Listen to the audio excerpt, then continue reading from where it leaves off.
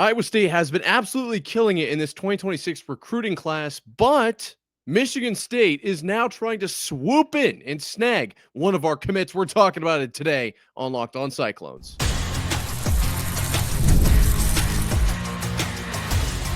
You are Locked On Cyclones, your daily podcast on the Iowa State Cyclones, part of the Locked On Podcast Network, your team every day. Welcome into Locked On Cyclones, part of the Locked On Podcast Network, your team every day. Shout out to you for being here every single day and making this your first watch or listen of the day. I appreciate it more than you know. Wherever you're watching or listening, be sure to subscribe so we can prove once and for all that it is, in fact, a Cyclone state. I'm your host, Nick Marvitz, and we're talking about some big news today. Michigan State trying to swoop in and steal Daniel Howard. Okay, not happy about it, but we're going to talk about that first. Then we're going to talk about Jet Tamala and his invitation to the Elite 11 quarterback camp, what that means, how cool that is, really. And then finally, we're going to round things out talking about just how great of a season Iowa State softball has had, regular season now over, and what it looks like moving forward, because big things are happening. So don't go anywhere. That is actually legitimately kind of some big news. But before we get that far, of course, today's episode is brought to you by FanDuel. Right now, new customers can get $200 in bonus bets when your first $5 bet wins. So let's talk about this kind of elephant in the room, the big news that we're all, I know, turning our heads towards, ears are peeled for. Michigan State has tried to come in and swoop Daniel Howard from Iowa State, obviously a commit a couple weeks ago. And in my opinion, a relatively big commit. I certainly thought this was a worthy addition at 6'3", 280 pounds. Defensive lineman, did play both ways in high school and still is, but predominantly on the defensive side of the ball. This was a relatively competitive addition. I feel like a good one for Iowa State to win. Chose the Cyclones over Kansas, Cincinnati, Kansas State, Texas Tech, Illinois State, Northern Illinois, and Toledo. So reading that list, you got three schools that aren't quite on the Power 5 level there. And then you've also got Kansas, Cincinnati, Kansas State, and Texas Tech, all in the Big 12. So 4 teams in the same conference that Iowa State was able to beat out. I thought that was definitely a good sign, right, of where Iowa State recruiting is at kind of in general, but also what this means for the future of Iowa State in comparison to those schools. That's great, right? Obviously, Daniel Howard had some pretty solid statistics, 47 tackles, 4.5 sacks through 9 games. This is a great addition. Just looking at who Iowa State is bringing in this 2026 class, really the only defensive lineman here that stands out to me. And so to hear that Michigan State is like, you know what, maybe Iowa State's onto something. Let's throw an offer his way. Concerning to me, because we've talked about the SEC, we've talked about the Big 10, and where Big 12 lies in that kind of whole mess, right? And not to get too far off course here, but I'd like to mention, I've said over and over and over, I think the Big 12 is legit. I don't think that there's a huge disparity between the SEC and the Big 10, and then therefore the Big 12, or not, I guess not therefore, but the Big 12 kind of in comparison to both of those is what I'm trying to say. Now, it's not SEC, Big 10, Big 12. It's SEC, Big 10, Big 12, or at least that's the conversation. And I don't think that there is a big gap there. There is a gap. I don't know. It depends, I guess, on who you ask, because if you ask me, I still think the Big 12 is right there. Who's in front, who's behind, by how much, it depends on who you ask and who they root for, or who did they play for potentially as well. I think that the Big 12 has a little bit more parity. Maybe doesn't have the super high end talent that the SEC or the Big 10 might have, but also it feels like the lower end is a little bit better in general than what both the SEC and the Big 10 have to offer. So from my perspective, the Big 12 is a great place to play. And if you want to take the angle, let me throw this in here quick. If you want to take the angle that the SEC and the Big Ten are so much better and so much more competitive from a recruiting standpoint, why wouldn't you want to come to a Big 12 school where you know you're a difference maker? I know you're a difference maker. You're considering someone coming to one of these Big 12 schools. I know you're a difference maker. Why wouldn't you want to come and make a big difference on a team that, according to everyone else, it's not as competitive? So you can blow the door wide open and make it into the playoffs. Is it because there's this kind of thought process that the SEC or the Big Ten is going to win the title no matter what anyway? Maybe, but you're going to come to a Big 12 school and you're going to make a big difference right away. That's the way I view it. If you want to even take that angle, I think that's a worthy argument as well. But I will say, all of that being said, there is legitimately a perspective where people think that the SEC and the Big Ten are miles ahead of the Big 12 and the ACC.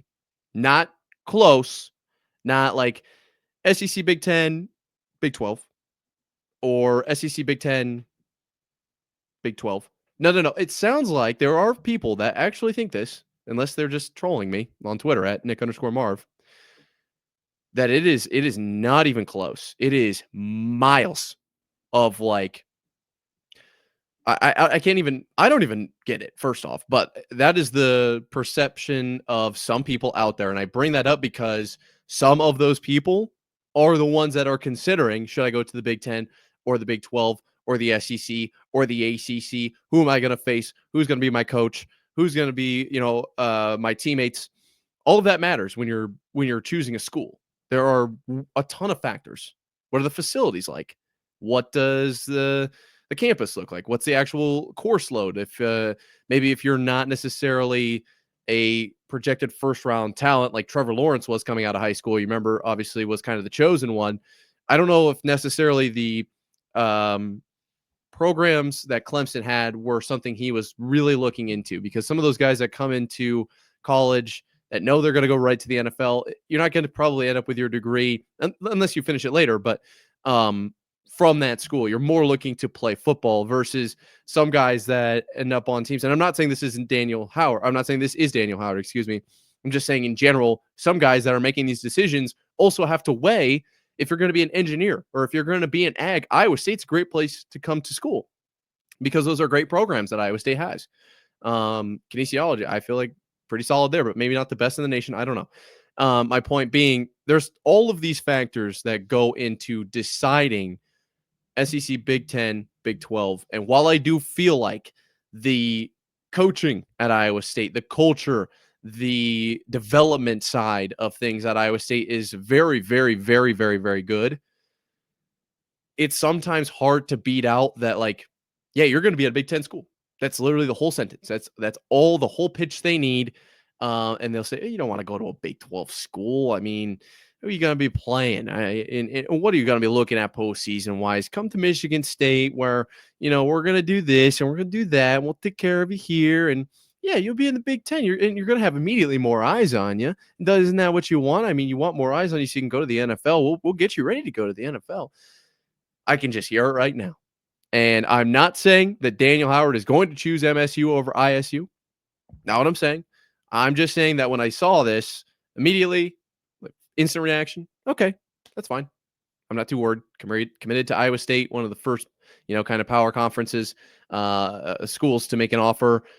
Clearly important to Iowa State. That's why we were kind of early in that process. But then I was like, actually, it is a Big 10 school. And I don't love it, but there is definitely a perception of Big 10 is better than Big 12. And if it comes down to just that, and it's not about development or coaching or, the culture in general of Iowa State versus MSU, if it's literally just, would you rather play for the Big 10 or the Big 12? Well, unfortunately, I hate to say, I don't know if Iowa State wins that battle more times than they don't. I feel like the public perception of the Big 10 is that it is better than the Big 12. I hate it. I really hope Daniel Howard stays, obviously committed to Iowa State first. But this is something to keep an eye on. I can't predict exactly what's going to happen. I don't have super inside sources here, just from a sky level. at least worth keeping tabs on. Speaking of keeping tabs on things, let's talk about Jet Tamala and his heading to the Elite 11 camp. How exciting that is. I think we got to keep tabs on that because we might have a real dog on our hands. We're talking about it coming up right after this. The NBA playoffs are in full swing, and every night delivers highlight-worthy performances, major momentum shifts, and can't-miss moments. Whether it's a game-winning shot or a breakout player, there's never been a better time to get in on the action. FanDuel makes it easy to stay in the game before tip-off and live. With player props, performance trends, and same-game parlays, fans have more ways than ever to play smart and win big. In the latest couple weeks here, I have obviously, as an Iowa State fan, been watching Tyrese Halliburton plus 116 to score 20 points against Cleveland in their next game. Stands out to me. I mean, look at what he's been doing recently, especially in the first game against Cleveland. And if you win your first $5 bet and you get $200 in bonus bets, that's 40 times what you put in. That feels like good return on investment to me. New to FanDuel, it's the perfect time to sign up. Head to FanDuel.com and place your first $5 bet. If it wins, you'll get $200 in bonus bets. Make every moment more with FanDuel, the official sports betting partner of the NBA. So to stay on the football kind of train here, we're going to go to the quarterback position of this 2026 recruiting class for Iowa State here at Locked On Cyclones, part of the Locked On Podcast Network, your team every day. And we've got some good news. We do. That's always good to say. I do like going about, hey, we've got good news. This is good. It's a good sentence to say. So Jet Tamala received an invitation to the Elite 11 camp, a camp that is, obviously invitation only. And those invitations are extended to the top quarterback prospects in the country, kind of a showcase, a little bit of a development kind of situation as well. This is really cool. There are a few other Cyclones that have competed, or I guess been invited to this Elite 11, and I'll throw them out here really quick. Grant Rohak, Real Mitchell, Hunter Deckers, J.J. Cole, Alex Mansky, and now Jet Tamala. So when you look at these guys, I don't know if you remember Real Mitchell, but he was electric. I mean, he was. I loved the call of his hips must be jelly because Jam don't shake like that, or Jam don't move like that. Like, he was so fast, and I believe the package was called the Blaze package when he got into the game, obviously behind Brock Purdy. That's a dude, right? And Hunter Deckers, I guess I don't know how you feel, but personally, there was definitely conversation of this is the next guy for Iowa State. Things went the way they did. We kind of talked about a little bit about that yesterday. But at the end of the day, very good quarterback, made a lot of noise out at Iowa Western as well. J.J. Cole, dog, in the transfer portal, headed to App State, I believe. So that's not great, but very, very good coming out of high school.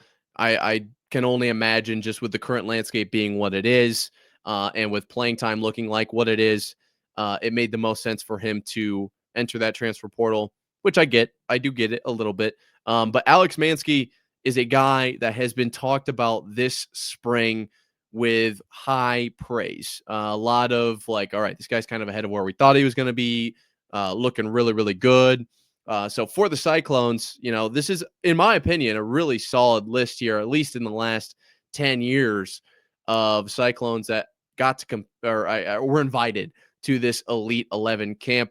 And obviously Jet Tamala, kind of a big name for Iowa State out of Millard South from Omaha, Nebraska. 4-star. So 4 stars, I would say, are not that common as far as committing to Iowa State. I think we can kind of agree on that, at least less common than some bigger, SEC, Big Ten, whatever it is, schools. And so very much an exciting kind of commitment, very much a little bit of a head turner. And as far as down the road, you just don't ever really know exactly what the future looks like, but getting good young talent in the door early, in my opinion, is better than not, right? That feels like, yeah, of course it is. Like, no, yeah, I get it. But also, I feel like Iowa State is better in this recruiting window than maybe the transfer portal. I don't know, and it's so hit or miss there as well. Now, obviously, We've talked about Iowa State and their kind of dominance in the Nebraska pipeline, quote unquote. Especially this class, 2026 class. I believe 6 of the top 9, at least as I know at this moment in time, have committed to Iowa State, and that 7th being the tight end that Jet Tamala knows. We talked about this. If you haven't gone back and listened to it, obviously worth a listen. But that is worth at least paying some mind to. Now, does Jet Tamala going to the Elite 11 camp mean that that we're going to win the Super Bowl? Well, to my knowledge, I don't think Iowa State can win the Super Bowl. If they did, I would probably buy the actual trophy, not just a replica. I would find a way to fundraise or somehow, some way, find a way to get that actual trophy and put it in a case in my house, because that would be the coolest thing of all time. But does that mean that we're going to win, even a national title? No, I don't think it means that, just because we haven't seen any actual D1 level tape. Like that's just, he's not at D1 level. He's just still in high school. That makes sense, right? So let's not put the cart before the horse here and say that, all right, well, because Jet Tamal has been accepted into this Elite 11 camp, Iowa State to the moon. Now, I still think that is true. I don't think that that's a statement I'm going to change or will ever change, to be completely honest, because I've been called a homer, and I own that. That's fine with me. But I don't know if this one thing necessarily dictates that. However, I do think this is a great sign for Iowa State through the future. Now, like I said, obviously those guys that have been there or were invited in the past, Deckers, Cole, Mansky, to me, the way that I'm looking at this, like, pretty solid showing from Iowa State recruiting these guys who were invited to this Elite 11 camp in the last even 6 years. If you want to go back to Real Mitchell, more like 8 or 9 or whatever. But I think that's a great sign for Iowa State bringing in quarterbacks over the long term, just because of like our history with quarterbacks and really how Brock Purdy is tied to that. I want to run through some of these other guys just so you kind of know what the competition looks like as far as guys headed to this Elite 11 camp. Just really quickly, we've got FaZe and Brandon committed to Tennessee. I'm going to say Keyshawn Henderson.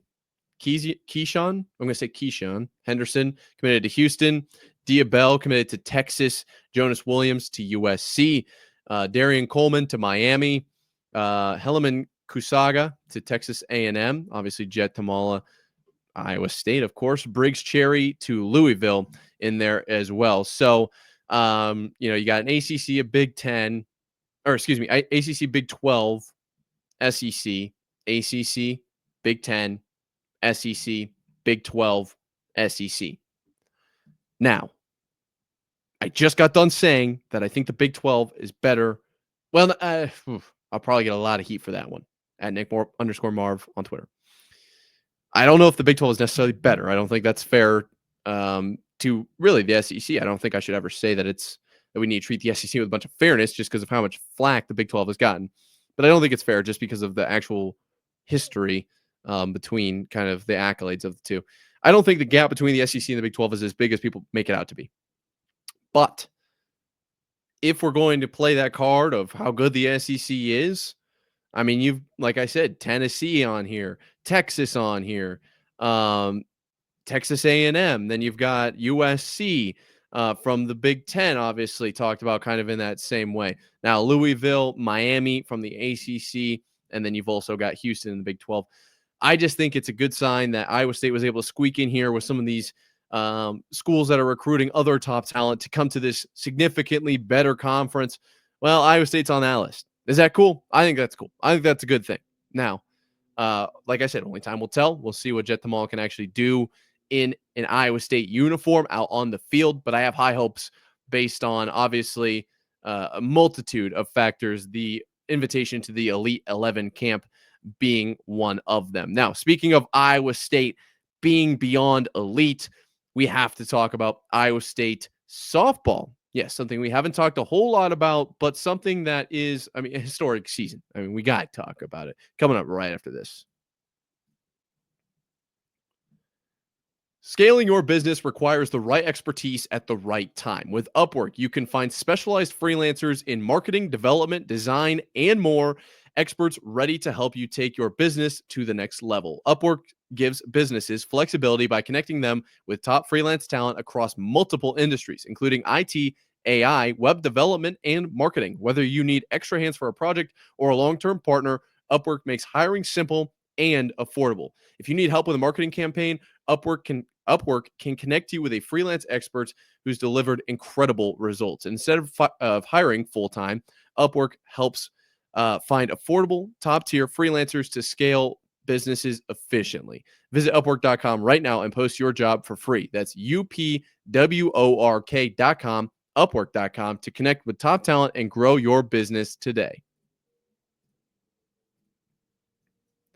So we've been talking football, and it's been a lot of fun. Of course, obviously, we love talking football in general, but also, in the future, Iowa State, in my eyes, is completely undefeated. So we love talking about that, about the success that Iowa State could have down the road. But let's talk about Iowa State's success right here, right now, in the current moment. Iowa State softball, unbelievable right now. I mean, are you kidding me? Probably the best season we've ever seen. You're here with Locked On Cyclones, part of Locked On Podcast Network, your team every day. And I'm going to be honest, I don't remember the last time we checked in.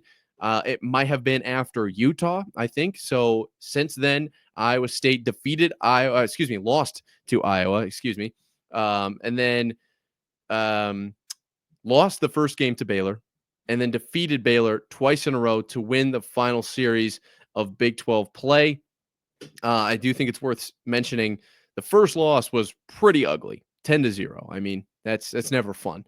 But two comeback wins against Baylor to end the season makes Iowa State, or puts Iowa State rather, in a very, very good spot going into this Big 12 tournament. Now, for those of you who don't know, the Big 12 tournament, basically, it's just a tournament with all the Big 12 teams, and they play softball and they decide who's the champion. I feel like that's pretty. Glad we're all on the same page there. Iowa State snags up the 3 seed with those wins over Baylor and will face the winner of Houston, BYU. Obviously, really cool to be a top 3 seed here. As far as the actual top teams, you got Texas Tech at 1, Arizona at 2. And then outside of that, Oklahoma State at 4, Arizona State at 5. So by avoiding the 4 seed, Iowa State was able to kind of avoid playing an extra game. Got that first round bye. Only the top 3 do that. Then they'll play Houston or BYU. Of course, they're going to win, probably by 8,000 runs. And then they will play either Utah, UCF, or Arizona. So Utah and UCF will play each other first to earn the right to play Arizona. And then the winner of that game that Arizona will definitely be in will play Iowa State, provided, I suppose, I should clarify, Iowa State defeats Houston or BYU. Now, I do think that'll certainly happen just because of the success that this team has had this season.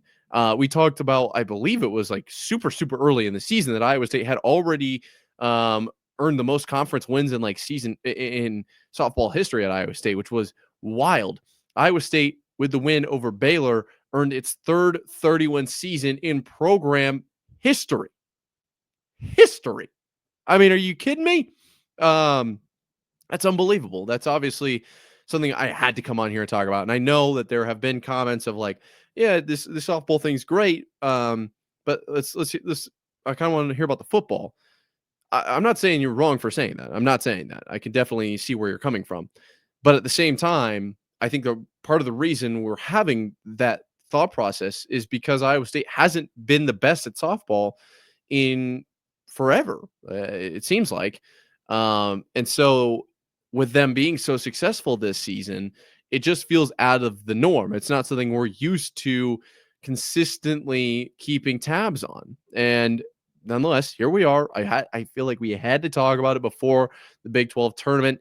I do think that there's a chance that they make it into kind of the big leagues after this tournament. It feels like it's kind of the same thing. And I will be completely transparent.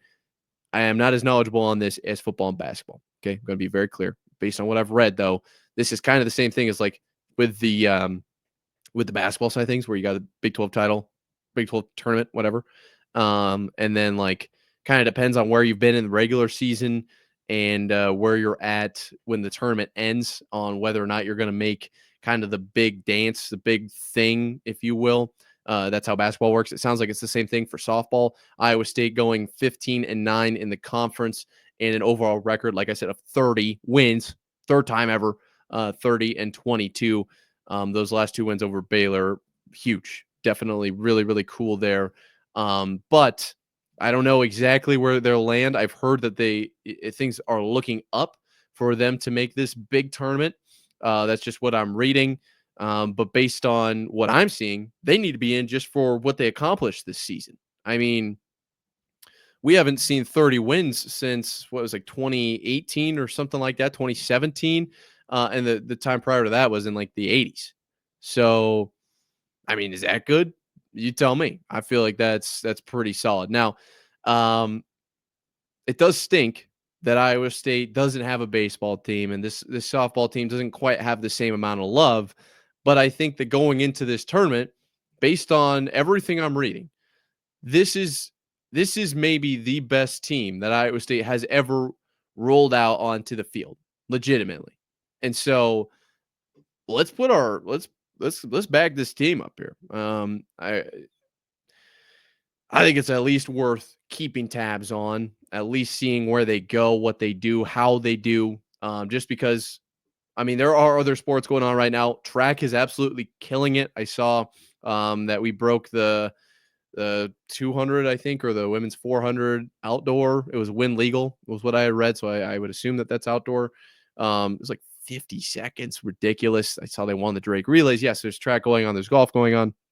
But there's softball going on as well. Let's pay some attention to this. I feel like it's at least worth keeping tabs on. Maybe you don't have to throw the game on per se, but the way that this team has been playing, obviously 30 wins, third time of ever, is wild. Program history. Wonderful year. Very, very great year. And I hope that this is something they can continue to do and give Iowa State fans something to root for when basketball wraps up, because I think we've all kind of been in the same boat of just looking towards football, and spring, obviously training or practice is going to be something that everybody's going to pay attention to no matter what, obviously. But also at the same time, there's softball going on, let's pay a little bit of attention to it. Historic season. Who knows? Maybe we can continue this into the future. I would hope so. But only time will tell. Obviously, you knew I was going to say that. I mean, come on. Thank you for watching until this point in the episode. If you haven't hit subscribe, be sure to. We're proving it's a Cyclone State. It's completely free. I appreciate it more than you know. Until next time, Cyclone fans, sign